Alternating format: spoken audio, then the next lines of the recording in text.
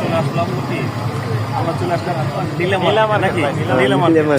নীলা মার্কেটে হাঁসের মাংস কিভাবে খাওয়া হয়, তার দাম কত, তার পরিমাণ জানার জন্য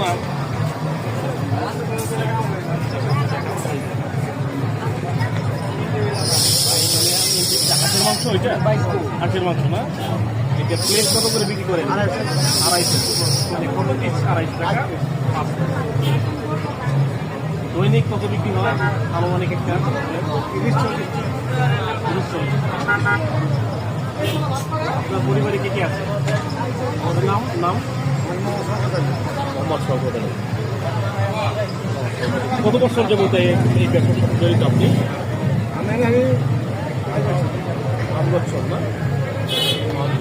মালিক আছে আপনি এটা সম্মানী দেয় একজন মালিক পরিচালনা করে পুরোটা? কি কি আইটেম আছে মনে করেন? চলো ভিতরে যাই আমরা, ভিতরে যাই।